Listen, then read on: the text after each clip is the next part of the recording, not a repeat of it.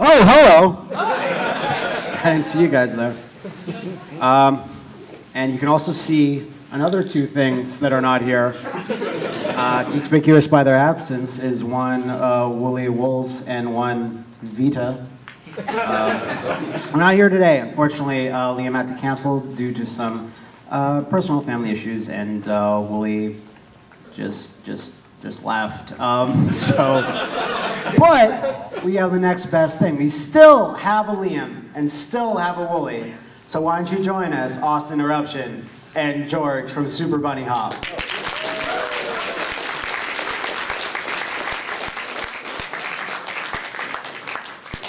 What am I? Oh yeah. Hi, I'm Wooly. Yep. I really like fighting games and Reboot. I love your threads. Thanks. I had them. You grew them out this year. I care about them. I like them. And what do you have to say, Vito? I'm dead. I'm right? We're dead, right? So yeah, still got to put on a panel, so we're going to talk about a few things. We're going to have some Q&A, longer Q&A session than most. Therein lies the trap, because you're going to have to stick around all to the end of the Q&A, because then we're going to have a sneak peek at future shit. You see what I did there? You can't leave.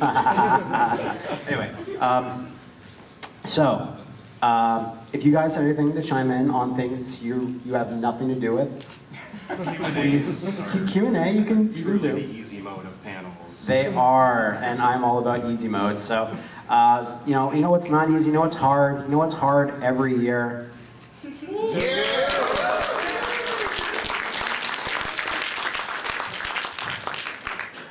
So how is everyone enjoying this event so far this year? Yeah. So we're almost there, almost in the home stretch, and we got a few really good games left in the shitstorm this year. Most notable is, I couldn't get a clip in time, but we did a game that's coming on Steam at the end of the month called Through the Woods, which has a bunch of Nordic ghosties and myths and monsters running around. It's quite good. There's that to look forward to. There is a Resident Evil game that we still have yet to go up. There's a Silent Hill one as well. I won't go into details about which one that is, but the whole point of the shitstorm this year is because for previous ones, it was kind of like, just do whatever. Just do whatever horror games. If they're scary, whatever. But this year, trying to make a conscious effort to have a variety of stuff. So we have a few NES games mixed up in there. We have tried to weed out as many first-person indie horror games as possible, and even then we have shitloads of them. So there's that. But it's gone really well. Like, I've got a lot of positive feedback from people, and especially the 4 different intros. I don't think the last intro has quite gone up yet. I mean, if you're a Vessel subscriber, you might have seen them, but that went really well. So I'll also announce that for next year, if anyone would like to submit a shitstorm intro, either it be it fan art, an animation, live action stuff, you want to just put on a white blanket and just go, ooh, shitstorm. As long as it either scares me or makes me laugh, like that'll probably be there. So, come the summer next year, we'll probably take a have an email address and people can send them, and I'll go through all of them, and it should be a good time. I am pretty sure that Austin is very scared of scary games. No, I can't handle them. You can't? No, I actually... Why is it? I don't know. I've never really been into horror in general. And for the very first time recently, I played that new Until Dawn game, the Rush of Blood one. All right. Couldn't handle it, man. Like, it's not even that scary. It was real, too. It was real. Stuff was coming at you. I had my friend play it. It was great. I got the achievements. Oh, he got them. George, you talk about Silent Hill that sometimes, but you don't... I don't ever see you make that many horror-themed video game videos or reviews or anything. Silent Hill's good. Yeah? Yeah. Silent Hill's like my jam. I don't know. I really got into Silent Hill 2 through 4 back when those were like originally coming out. Akira Yamaoka's soundtrack is like my spirit animal. Also, they look really good for their age. They Like, really do. seriously, like go on to NeoGAF has these really long threads where they just post old PS2 games in 1080p, and Silent Hill 2 and 3 for some reason are like They have 360 assets they somehow. look way above their years. There's a lot of PS2 games like that. Rule of Rose, Yeah. Final Fantasy 12. Haunting Ground is also a really good looking one. And yeah, a lot of most later Resident Evils, like Outbreak actually looks quite good. I think the onus back then was just on like making super clean texture work and like models that didn't necessarily like jut out from the visual frame they're setting up, and so you can blow them up and they look just as good as they always did. It's witchcraft. They're like voodoo, a curse even, on how they can get these PS2 games looking so good. It's crazy. So yeah, Shitstorm. Hope you guys all enjoy it. They're gonna keep doing it until we're dead, I assume. Playbook of Memories. What was that first game you guys played? This year? Yeah, it was like action. Yeah. Anatomy. Oh my Like, God. have you played that, George? No, but I watched you guys play it and I was really surprised to see that a Unity first-person indie horror game exists that's still good. Like apparently that still happens, which is Yeah, there's like very that few, ship seems to but have sank, but then something like that comes up out of nowhere. Yeah. Like, I'll be real, I like ASMR you guys' videos at night when I try to sleep. That was not a good one to do. It reminded me a lot of Sonic Dreams Collection. Anatomy, I think. Like, yeah, no, am I crazy? Sonic Dreams Collection was very anatomical. Yeah. You explored a lot of the Mobian body. I'm not really sure. I was about to say human. I was like, nah, Sonic characters aren't human at all. Okay, so Shitstorm. You know what's even scarier than the Shitstorm? Bam. Oh god, I didn't press it. Oh wait, let me press it again. It's going great. Bam. Oh, I fucked it up. Like, I'm not trying to throw Austin under the bus, but your trackpad is a little... That's what everyone tells me. Hey, we got there. So who's been suffering through this with us? Yeah! Okay, so the suffering is going to be at an end very soon. Anyone want to take a guess why? Murder. Not a bad guess. Wooly breaks down and cries. No. You lost all the footage. No, you there. Busted as shit. Game is busted as shit, so you're gonna see a part very soon, if not like maybe tomorrow, I don't know, but we're in Omicron, the Nomad Soul. We get to an area, and we are tasked with getting on a little hook thing, and then zip lining down to another area of this level, and our character proceeds to just die. Just keels over, just grabs her stomach, and just goes, "Bleh!" And we're like, oh, okay. Someone must have shot us in the head, a guard or whatever, I don't know. Reload, we do it again, we get a little bit farther, we walk maybe 5 feet more. Bleh! Okay. Hey, Wooly, this seems like a bug, Matt says. Should we look this up on Google and see if this is a bug? Nah, man. I know. I worked in QA for years. This doesn't look like a bug to me. Okay. I guess I'm crazy. Willie goes, hey, we're supposed to take control of another character, like a security guard. And they're, that's why we're dying. I'm like, oh, fair enough. That makes sense in a stupid David Cage way, because the game didn't tell us that we had to do that. There was no cutscene or anything. It says like, yeah, a guard can sneak past, and there was never any other gameplay segment that asked for that. So we did that, and okay, and we go, what is it? Is it gas? Is there a green gas that's killing us? And we go, we're looking at our health meter, and how does gas work if it's damaging a character? It slowly drains, yeah? And no, it's 100, then dead. That's powerful gas. Wooly, why don't we look this up and see if this is bug? Nah, I'm only the controller, I can't play. And then Pat's only the controller too for a bit, he's not looking. So I go, how about we just look, and we can see, and then we can not hit our heads against the wall for another like 10, 15 minutes. Fine, man. Fucking man. Okay, yeah, it's a game-breaking bug. Everyone's found it. They can't get past. Okay. So right now, we don't know what to do.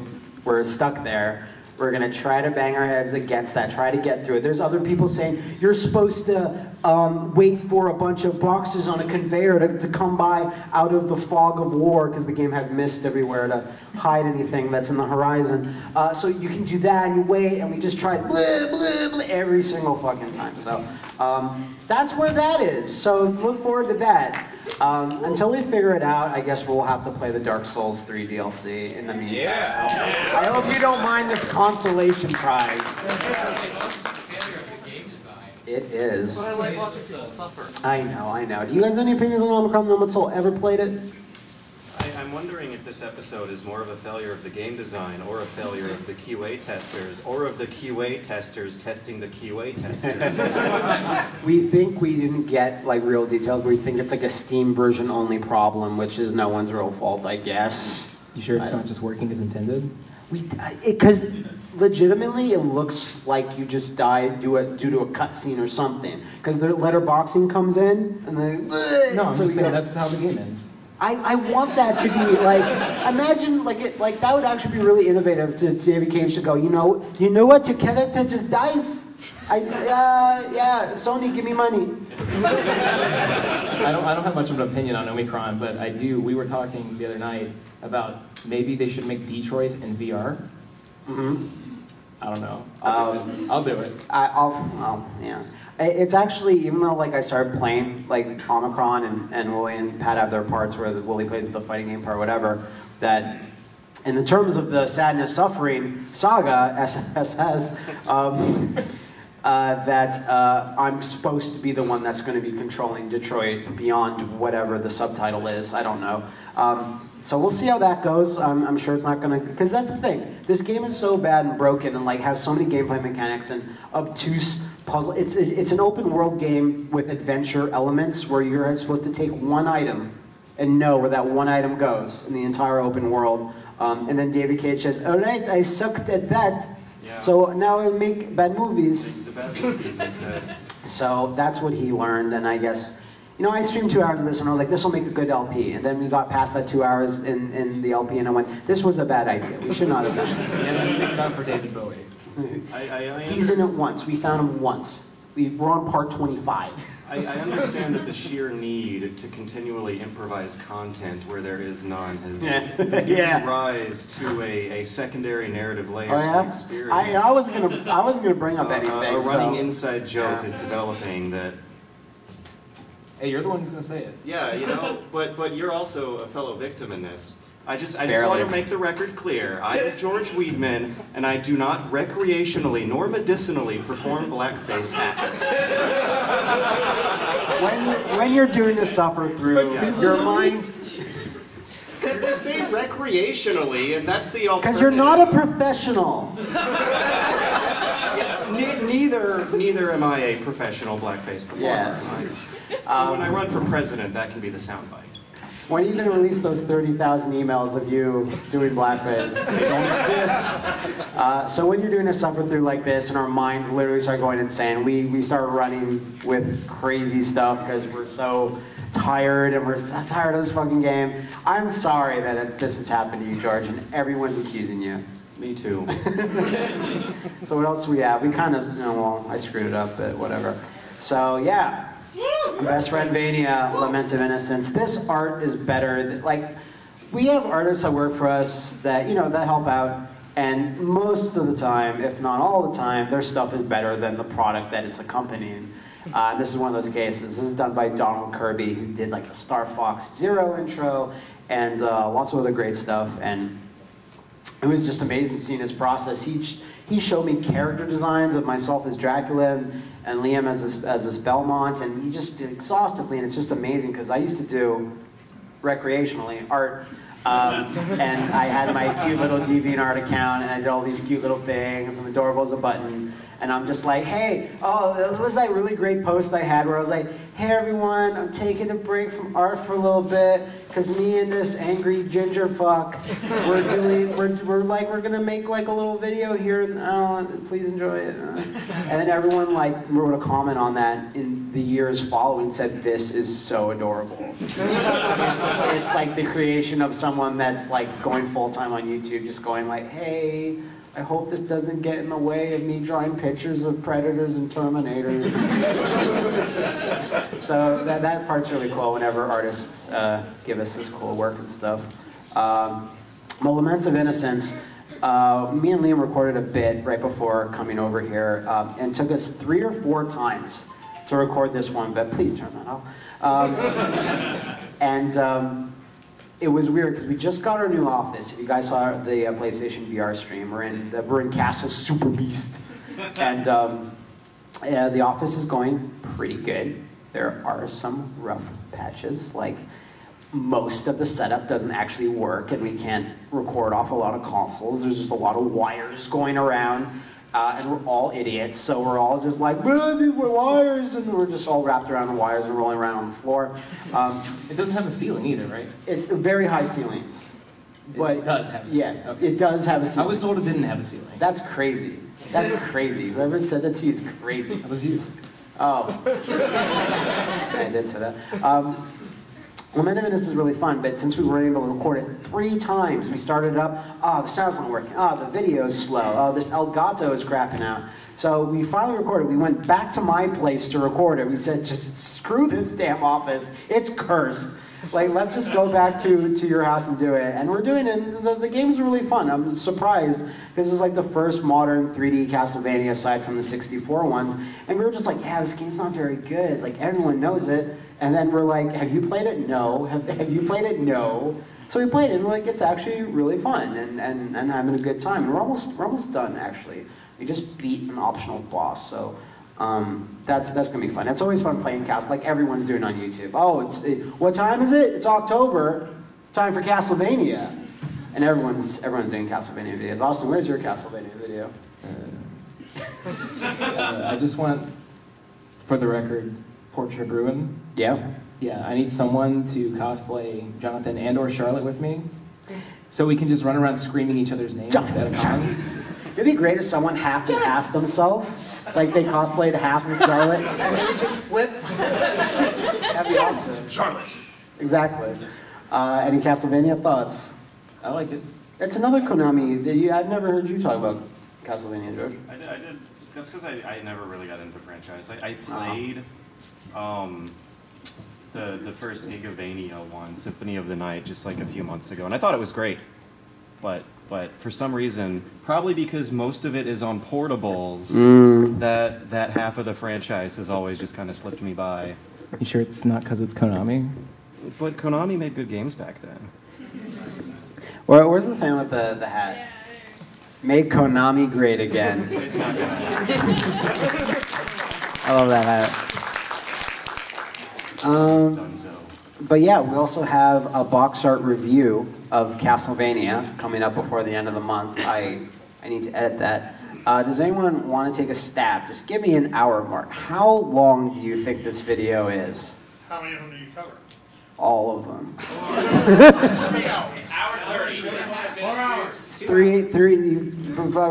3 hours and 15 minutes. I'm gonna cut that the fuck down because a lot of what we said was garbage. It was just like, oh look, there's the moon. And out of let's say, ballpark it, 25 games. How many of the covers do you think do not have bats on them? 2. There's 2. Every time we look and we can see art where it's like, hey, look, there's Belmont, there's Dracula, there's the moon, awesome. And then the artist submits it and goes like, oh yeah, and it submits it, and then they go, you could put some bats on there. This moon has no bats. This is a day 1 redraw. Like, just redo the whole thing, put some bats. And we also get into the parts where Konami, like famously, for Contra especially, but for Castlevania as well, just straight up ripped off fantasy artists, like D&D manuals, Frank Frazetta art. They just redrew it. They just retraced it. We even saw a box art that they traced over, copied the pose of a previous Castlevania game. So this was the European-only box art for Lament of Innocence, which has this piss-poor 3D voodoo accelerator card render of Leon Belmont, and he's like this, he's doing a JoJo pose, you know? And then Liam just goes like, this pose looks familiar. Vita, this pose looks familiar. And we're like, what, which one? And he goes back and Castlevania Chronicles on the PlayStation that has Simon and then Dracula. Simon's doing the exact same pose, And we were like, fucking exposed, Konami, you stole from yourself. How does that feel? Don't forget about that Konami the Best one. That's the last one we looked at. That's the best one. Wooly didn't know about it. Wooly was like, why did you put a fan thing in here? And I'm like, what do you mean, idiot? And he's like, well, why did someone Photoshop the thing in it? I mean, Liam just started laughing like you didn't know, so it was fucking hilarious. But yeah, those are the 3 LPs that, you know, kind of going on. We have some other stuff coming up, but why don't we open up to Q&A for a bit? What are we at on time? We're 6:20, so yeah, let's see how long we can keep this going. You there? One of my favorite LPs you guys done of all time was... Sorry, 5:20, because Austin's thing is not right. 420. Sorry, 4:20. Hey, George, it's your time. I'm sorry, sir. Continue. Okay. I love your Summit Hill 2 one, because it was just given the respect it deserves, like throughout the entirety of it. And I was wondering if you're going to give the same treatment to any other type of game, like it just directly in that way, like no talking, like maybe like... Yeah, a lot of people find our LPs are better when we don't talk. I've gotten that criticism during the cutscenes. But then you give your, you know... Yeah, and our opinions after the cutscenes. Yeah, there's probably going to be one of those very, very soon. Cool. The Book of Memories. It's not, but what is... It's the Vita one. The 4-player dungeon. I know what it is. The best one. Anyway, you and the hoodie there. Are you guys ever going to go back and try to finish Biofreaks, or are you just going to let Okay. When you say go back and finish it, what does that mean? final boss? We beat the final boss. Yeah. We beat it on very easy. Oh, easy. Do the same challenge Maximilian did. No, I'm not going to do the same challenge Maximilian did. That's his jam. No, what is... Shut up, all of you. Shut up. There. Are you gonna play more DLC for Alien Isolation? Yeah, there was a little bit more. There was Lone Survivor, which like we just downloaded the DLC and said, yeah, go for that. Maybe in the future, but you know, not for a while yet since we just did that. Austin, why don't you pick somebody? The Haunter back there. How do you guys feel about Butterfly Effect horror games? Butterfly Effect horror games, so like Until Dawn and stuff. I don't think games are at the point where the butterfly effect can really be like an actual thing. Like Until Dawn is pretty close, and I enjoyed the way that game does it. But I'd like to see games like in the future that really run with the concept and like not it be so binary. Like I hate my girlfriend because I didn't carry her bags like Until Dawn, and that creates a butterfly effect where then she fucked this guy right after because I didn't carry her bags or whatever it was in Until Dawn. But the ones in Until Dawn I really liked were like an innocuous one, like an animal just happens to be there, and you not throwing a snowball at it means you were never born. You know, like you married your own grandpa somehow because you didn't knock over that squirrel. Sorry? Game over from there. Yeah, game over from there. Exactly. Yeah. And also, was there ever a game of the movie The Butterfly Effect? No. So there's never been a controllable Ashton Kutcher? That's a shame. Something happened, it doesn't anymore. Yeah, okay, yeah, there you go. There was a game and now it's gone somehow. I feel like there's probably a That 70s Show Game Boy game or something. Yeah, maybe. You guys have any feelings towards Butterfly Effect style games? No. No? Okay. Excellent. You over there in the glasses. What advice would you give to someone who is trying to create content on YouTube but feels that like it's really hard to find notice since everyone and their mother is doing it these days? Well, it is really hard to get noticed and stuff. I don't know. I don't think there's like one sort of answer. I mean, you could be like one of the best ever in terms of like your content, your commentary, like your video production, and it just doesn't happen because like yeah, the ocean is so big now, and we just kind of stumbled into it. We were just kind of at the right place at the right time, but it sort of went from there. But like Austin, like Arcadia has been like it was just you at it alone, and your content was good, and then it just kind of took off. Like, you know, I retweeted a video here and there, but it wasn't just that. It must have been a bunch of stuff. It's number one, I think it's going to be persistence with YouTube. Yeah.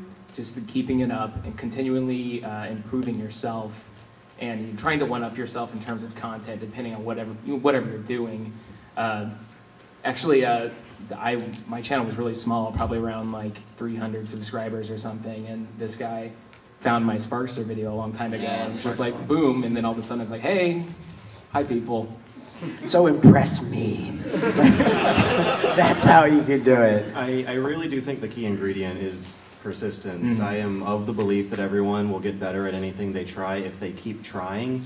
So we all have started off during that like horrible first few months where just no one knows, but after a while from that it tends to break out into a more mainstream audience once a popular person notices it and spreads it on. But even then, like at that point, I could not stand to look at my earlier stuff because it was just so much worse than what I felt was developing during those first few critical months. But no matter what, I just kept doing it every week, like killing myself, not sleeping, and it worked out. Did you show your family?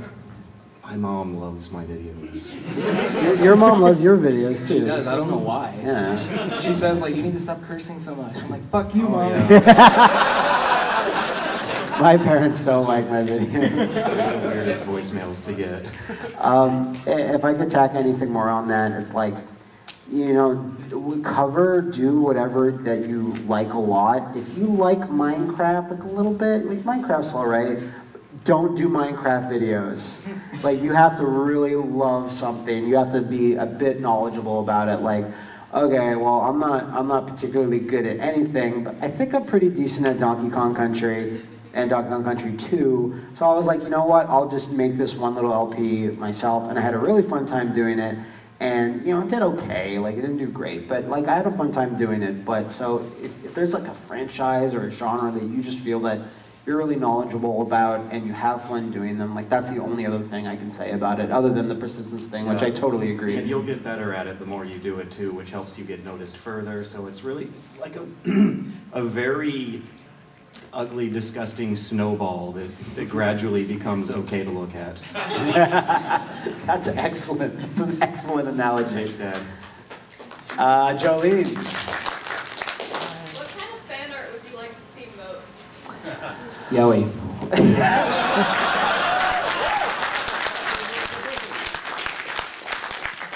I would like to see Yoey of Austin. That's what I like to see. Shit. I like almost anything really. Like even like years after, like I still like seeing creative fan art. Like, you know, if you draw like me with like an axe, I've seen a lot of those. Even if you draw really well on an axe, you know, like but like, you know, there's steps that you can take. Like, a really like a good example is like you can draw me and William, Liam, and Pat all together, just hanging out, just going, yeah, and that's cool. Like, I'll always like that. But, you know, take it one step further if you're so inclined. Like, I was never able to contact the artist. I contacted them, just never got back to me. I don't know what it was, but they just did this giant mural of us and like every little reference, and we're all bursting out of the frame, and we're like, my eye was drawn around every sort of thing. So like, you don't have to be like an amazing artist, but just like a little bit of like, I don't know, just going that one step farther to incorporate something else aside from like, you know, just us just standing there, which I also still like, but you know, just that helps me like notice it a lot more. And there was also that thing recently on Twitter where someone was taking old Renaissance photos, like old Renaissance paintings, and just editing them so like we're Spartans and we're looking at Jesus and Jesus is woolly and he has dreads and he's carrying like a reboot thing instead of a cross. Like that stuff's really fun. So like think outside the box, Phoenix.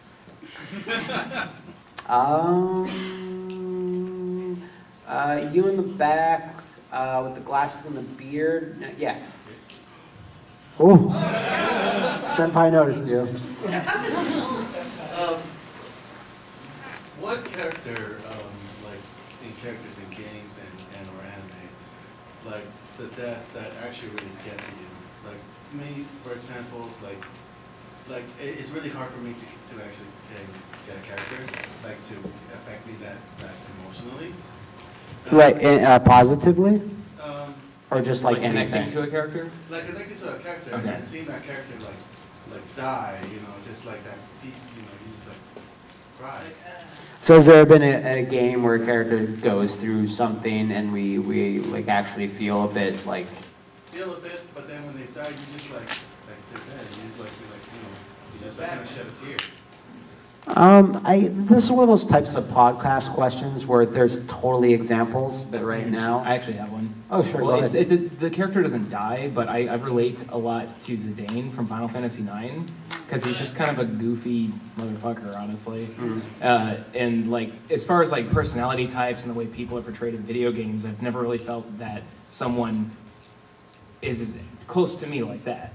So I'm like, oh, Zidane, that's me. I have a monkey tail. Yeah, no, it's hard for me to think of one at the moment, and then one that actually dies. Like, you know, the characters can go through some stuff in a game. Yeah,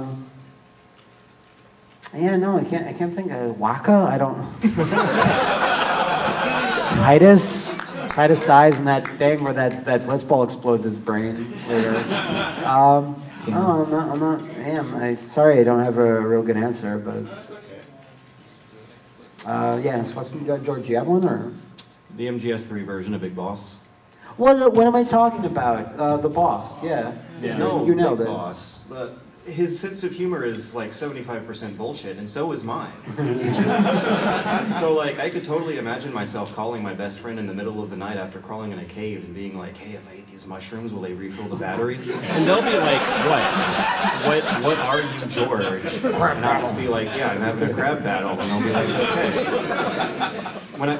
The cave in that game, I feel like I am myself in that cave. Do you find yourself climbing really long stretches of ladder? Whispering the theme song of the game as I go up? Yes. Oh, it's such a romantic experience. But you got me on to like, yeah, I remember going like, the boss is so cool, and then when the boss dies at the end of MGS3, spoilers, I was just like, holy shit, that sucks. I want to see more of this character, I want to see more cutscenes of this character, and then like, I hate how she got basically ruined as time went on, especially with, not Grunza, God. The other PSP one. Peace Walker. Yeah, Acid. I wouldn't want to spoil something like Danganronpa, but there's like 4 characters. Oh, yeah? Yeah. Okay. And then after MGS3, his sense of humor goes, so. Oh, yeah, kind of just goes away, and it's just like, I'm a military guy. All humor and optimism gone. All right, what else we got? Way in the back there. Yeah. This is for George. First of all, I really like your videos. Thanks, Dad. I noticed that a pretty large amount of your channel is for like indie games and stuff like that, Mm-hmm. and also your channel started around the big indie boom. Assuming that didn't happen entirely. First off, do you think you would be a reviewer, and if so, what would sort of fill that void like? What the secret to the biz is that the reviews are really kind of filler videos for the big editorial contents. Because the thing is that like conceptually they're easy, but in practice they take a lot of time because video games take a lot of time, and most of the time of the production process of a review video is actually just plain old playing the game. But then when it comes down to like research and writing, it's super fast because it's just like making your opinion sound pretty. But that's more or less like something to clean the slate off for when I want to do like another weird editorial type video. And I feel like in an alternate world where games didn't come out that often and the industry might not even be as big as it is right now, I would still try to find a way to think up of some bullshit to spin into an editorial video, because it's so much more fun than the reviews. Like, reviews are really a bit of an oppressive process. Unless you're using the Game Pro scale, then reviews are amazing. Then it is good. And I bet it's more fun when you're like playing with friends and talking shit over it. But like the traditional video game review, after like 3 years of doing it, it's kind of like an isolating, very lonely experience where you have to crunch through this thing as fast as possible to get the thing out as fast as possible. And with the editorials, you can spend more time like polishing the content. Researching and things. Yeah, and the subject matter, I don't know, I've always found that reviews are way just less interesting for me to read or watch than more editorial content. Because if you make an editorial or some type of feature and it's just kind of, here's the facts and, here's my take on it and that's about it. Yep. And no one can really dispute that, really. Like, they can, obviously, but it's less so than if you're like, you say, well, I don't think The Witness was that great, and then people tell you how you're not allowed to feel that, and that everyone must love The Witness. Yeah. I had this guy call it yours like that. You did? Yeah. Whereas with the editorial video, you might get away with exposing some secret dirt that no one ever knew before, that isn't even an opinion people can argue about. And that's what's fun. You'd probably see more of those too if he wasn't calling me at 2 a.m. to play Rainbow Six Siege all the time. But it's such a good game that's criminally underrated and everyone should play it with me. The only promotion I've ever seen for Rainbow Six Siege is YouTube. It literally is. But back when it launched, Siege needed an evangelist. Because this was a game that was like a Ubisoft misleading E3 trailer that looked like hot dumpster garbo, and it turned out to not be that bad. So, and all the reviews bashed it anyway, except for me and Austin. I didn't do it. Yeah, but if you did, you'd be like, yeah. You'd be like, it's cute. Well said. It's a cute game. It's a cute game. Yeah, any more questions? You in the blue shirt right there. Chris. Oh, I get it. So have you heard of the game La Mulana? La Mulana, yeah. Okay, I was just wondering, because I was kind of hoping you'd make a video on it, because it's like Castlevania, right? Yeah, it's a little like Castlevania. Liam has talked about it, but it's been a while since the last kind of version of it came out, yeah? And are you coming back to Portland? Are we coming back to Portland? Yeah, no, I've had a great time here so far. Me and my wife have been exploring a bunch, and I'm really surprised with the turnout here, so that's good. Yeah, no, give yourselves a hand. Yeah, I can definitely see us coming back. It kind of depends if we get invited back and if everything works out. But yeah, I'd like to come back again. Vincent. What LP did you have the most fun playing through? What LP did I have the most fun playing through? So, okay. So the slate gets kind of complicated, but there's like a lot of like base fun where you just go, oh, that was a fun time. And there's a lot of things that turned out way more fun than you thought. And there's a lot of times where if you stop giving a fuck, you can have a lot of fun. And specifically, that's Game of Thrones, where that game is one of the highest rated 5s out of 10s ever, where that game is a 5 out of 10. It's completely fine. It doesn't blow you away. It's not terrible. It's not broken. But it doesn't take any risks. But in the last couple episodes, I had the most fun ever with Bully, where we didn't care anymore. We're pressing X, we're pressing A to all the decisions. It didn't matter because they didn't matter at that point. That game, especially doesn't do anything well or interesting with the Telltale formula. But we're having so much fun when we stopped. Really, this is a bad advice, by the way. If you're helping in a game, you should care. You should care about, but for when it's a Telltale style thing, it doesn't really matter. So I had a lot of fun doing that, where I laughed the hardest ever. I also think, again, with Wooly, Final Fantasy X was really fun until I started reading the comments. And that's on me. I should never have done that. But we recorded like 25 episodes of that in advance. We just had time. And then we put all 25 episodes out. And by the time we had to record more, I was like, oh, everyone hates everything I'm doing. And they're like, you're playing the game wrong. And I'm like, but I haven't died. I've beaten every boss on the first try. I think I'm doing okay, but apparently I wasn't. But I still had fun overall with that, and always have fun doing. I'd say Escape from Bug Island. Well, then there's other ones like Deadly Premonition. But you know, I say that all the time. Deadly Premonition was like one of the most fun times ever. I also think Disaster Day of Crisis was a good job.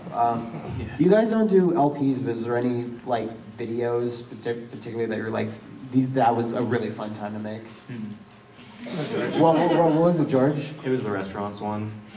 For Japan? Oh yeah. Oh, okay. Yeah. I love just like milking my vacation for content. I mean, that was, I think, the one video per year where you can see me visibly having fun in every single step of the production process. At no point in that video nothing involved in the making of that video was a grind at all. It was great. I really enjoyed my video on Odin's Sphere Yggdrasil. That was a really good one. Because I'm like, I'm gonna stop with the memes and just like get serious. Just get serious for a second, but also still yell at you a little bit. Yeah. I had a joke that failed on you where I was at a con right after you had put up that video, and you're like, there's no reason ever to buy the PS2 version anymore. It like and completely is invalidated because of this new version of Odin Sphere, blah blah blah. Never buy the PS2 version. There's no point. And I was at a con and I took a picture of Odin Sphere on PS2. I was like, I'm gonna buy this because Austin said so. And then you were like, yeah, it's good. I was like, oh, I expected him to go, what are you doing? Unfazed. Like, do you remember that? Well, sometimes after I make a video, I just kind of like slumber. Okay. So I'm not really paying attention to you. Yeah, no, I guess not. What else do we have? You and the Nintendo shirt there. Yeah. So, one of my favorite videos that you guys did was you guys did some commentary while watching a Godzilla movie. And I was wondering, I don't remember this. That's probably because I was drunk. we can expect more videos like that in the future. I have put together a huge catalog of movies and stupid shit to watch. You want to hear some of them? Yes. Okay, here we go. The live-action Fist of the North Star movie. There's that, the Oni Chambara movie from Japan. Samurai Showdown, the animated anime movie. What else?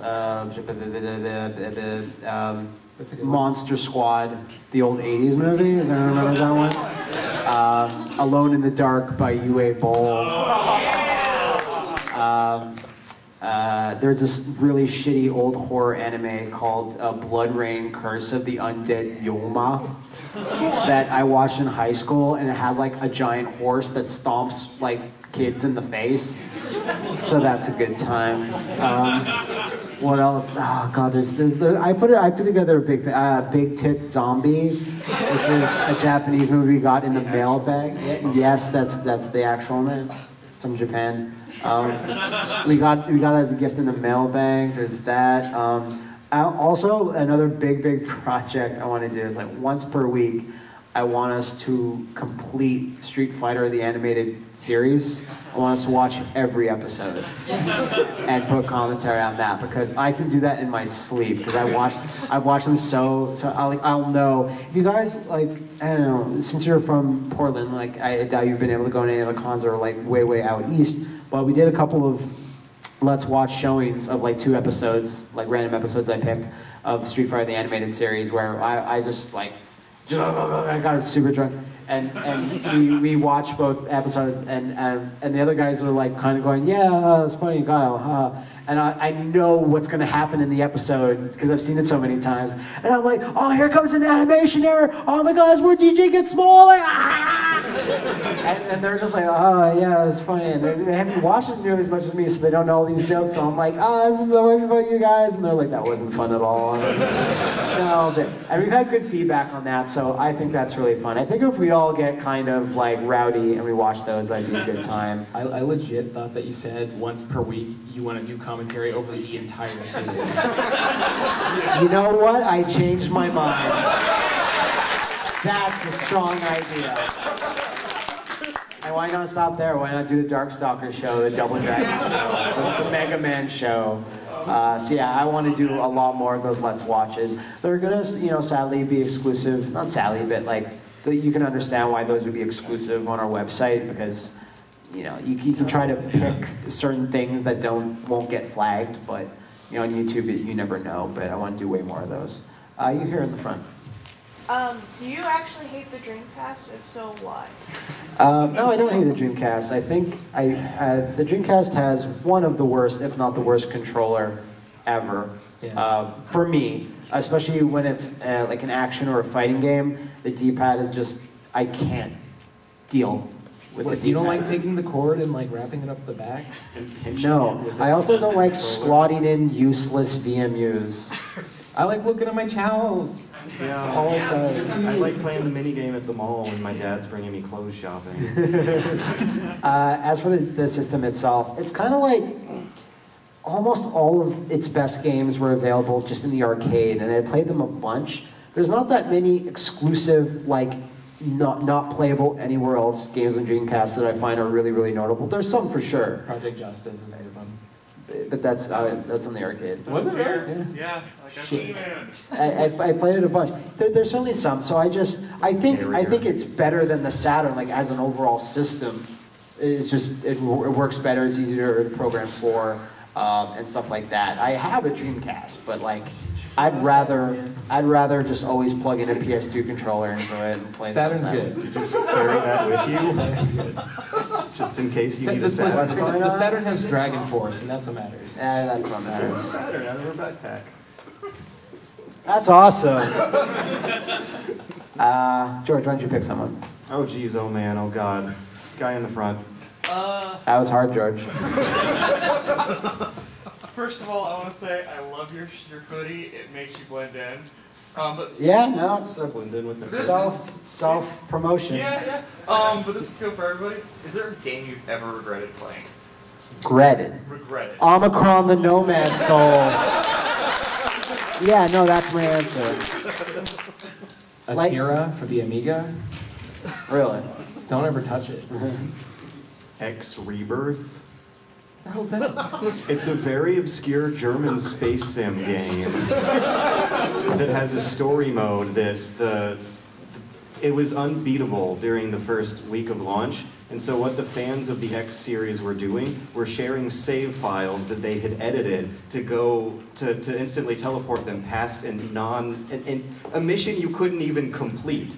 And there was like entire communities of people like sharing hacked save games just to be able to see what happens in the story. Oh, it was a disaster. And your life would be better if you had never played it. Yeah. I had to review it, so I did nothing but sit in a dark room and play that straight for 3 days, all waking hours. It was regrettable. Are you okay? We have about like 3 minutes left for questions, and then we'll quickly look through the other special little sneak peeks that we have. So we're gonna have to rapid fire, so ask your question quick. You there in the glasses? Yeah. Hi. I was wondering, besides the mainline like wrestling games, if you had any favorites, especially all the different ones you played in WrestleMania and stuff. Geez, we played a lot, but like Raw vs. SmackDown, like 2005 was really good. WWE All Stars is like one of the best, most fun fighting like arcade games you can play. Hybrid Wrestler on as a Japanese game on the Super Famicom was really, really cool because it had that like death mode where you throw guys off buildings and stuff. Yeah. That one was really good. Yeah, that's it. Thanks. You there? Okay, I completely forgot my old question. I need to tell you this. Have you ever watched a Neil Breen film? I'm not familiar, no, sorry. On your list, it's Neilbreen. Just Neil Breen. Put that on your movie list. I guarantee you will have a magical experience. It will leave you woke. Guaranteed. Okay, I'll try to, sir. I got you. Okay, good. You there in the glasses and the, yeah. Has there ever been a soundtrack that has solely motivated you to finish a game?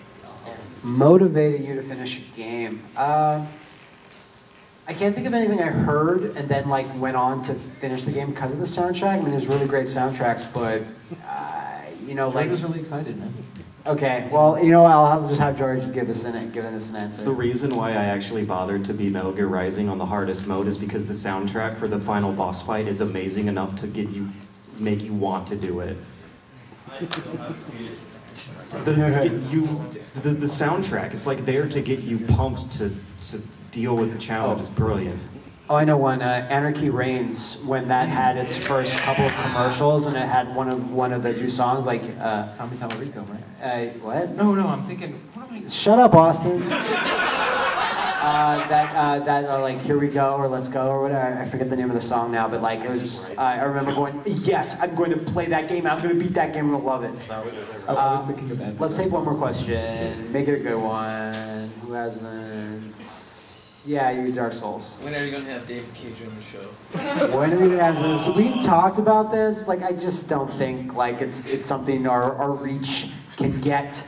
But that would be cool. At least like in an email, you know? It doesn't have to be on the show or be on a podcast, but just like, I don't know, just getting some communique from the master. Interview. Yeah, I wish. Tell all expose. It's like, what is your opinion about those allegations that you're awful? Why does Sony continually like give you money? Where did you get childhood picture of Ellen Page? I don't know. So yeah, that's it, guys. Let us look at what we have next. Let's hope I don't. Quick side note. I just realized we're both red shirts right now. We're expendable. No, we're not. Wait, these red shirts. What? You've not seen Star Trek? But they're barely red. They're like a burgundy. That's a terrible thing to interrupt me with, Austin. All right, what do we have coming up on the channel? So this is a little intro. Let's look at it.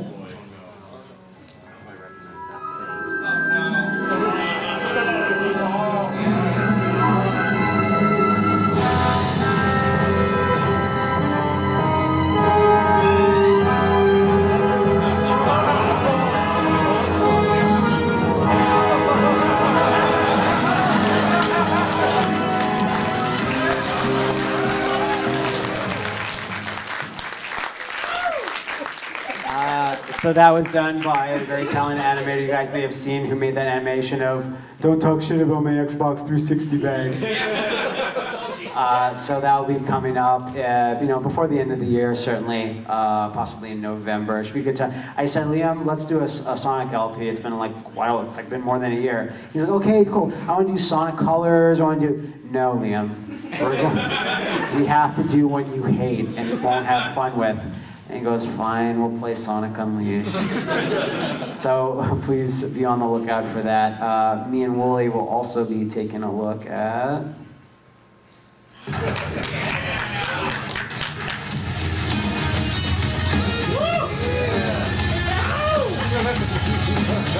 Fight on!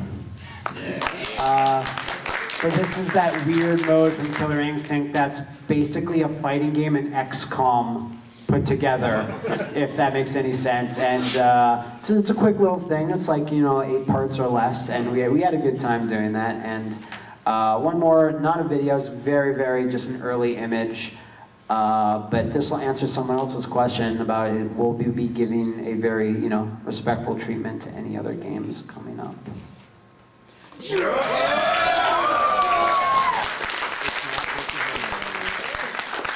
Sadly, it's not Book of Memories.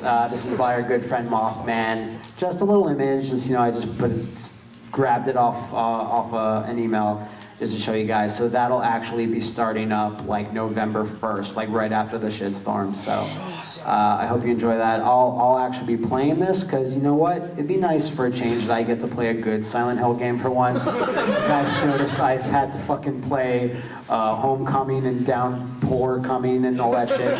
So I'm glad I get to you know, go through Silent Hill 3 with Pat hopefully guiding me. So we'll see how that goes. Any final thoughts, gentlemen? Wooly, Liam. Didn't you already do Silent Hill? No, no. I could have swear I remember a video where you I guys are, think like, I know what I crawling over did, how George. quick the faces were. We did a. Might have been a one-off. We did a small, quick one, Yeah. but that's about it. We did Silent Hill 2. We've done. The only one we haven't is like Silent Hill 1. But you go back to that, and that's not as scary as. So you still need to do Book of Memories. You do Book of Memories. I would love to. You would not. Any other? be so okay, fun. enough out of you, Wooly. Yeah. Liam. Anything else to say? Thanks to everybody for putting up with the replacements here.